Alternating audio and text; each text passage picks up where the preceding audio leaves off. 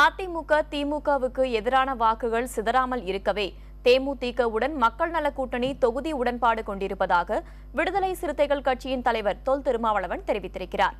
அவருடன் நமது செய்தியாளர் ராஜ்குமார் கலந்துரையாடியதை இப்போது பார்க்கலாம். கொள்கை ரீதியாக மக்கள் நல கூட்டணி உருவாக்கப்பட்டு இப்போ தேமுதிகவை நாட வேண்டிய நிலைமை ஏற்பட்டிருப்பதாக எதிர்க்கட்சிகள் விமர்சனம் பண்றாங்க. இதை எப்படி பார்க்குறீங்க?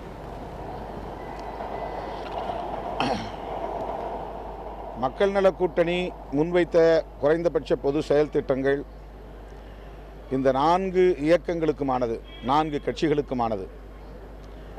தேர்தலுக்கு பிறகும் நாங்கள் நால்வரும் இந்த 4 கட்சிகளும் தொடர்ந்து இயங்குவோம் என்று அறிவித்திருக்கிறோம். அந்த செயல் திட்டங்களை நடைமுறைப்படுத்துகிற வரையில் தேர்தலில் உத்திகளை நாம் வகுக்கிற போது நம்முடைய நோக்கம் நிறைவேறக்கூடிய வகையில், நம்முடைய அணி வெற்றி பெறக்கூடிய வகையில் சூழலுக்கு ஏற்ப மாற்றிக்கொள்வது என்பது, அல்லது அதை செழுமைப்படுத்துவது என்பது, அதை வலிமைப்படுத்துவது என்பது தவிர்க்க முடியாதது. இப்போது நாங்கள் எங்கள் நிலைப்பாட்டை முழுமையாக முற்றிலும் மாற்றிக்கொள்ளவில்லை.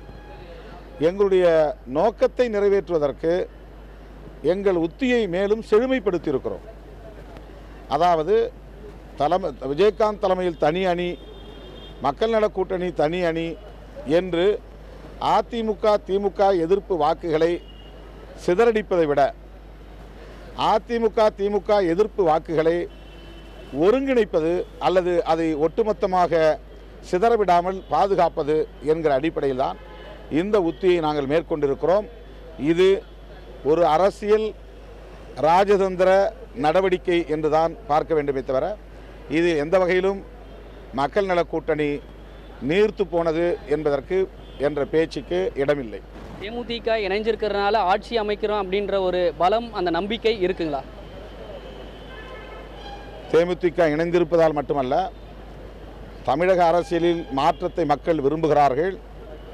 மக்கள் நல கூட்டணி 4 கட்ட பிரச்சாரத்தை செய்தபோதே மக்கள் நல கூட்டணிக்கு மகத்தான வெற்றி கிடைக்கும் என்ற நம்பிக்கை எங்களுக்கு இருந்தது. இப்போது தேமுதிகவோடு இணைந்திருப்பதன் மூலம் இந்த நம்பிக்கை பன்மடங்கு உயர்ந்திருக்கிறது என்று சொல்லலாம்.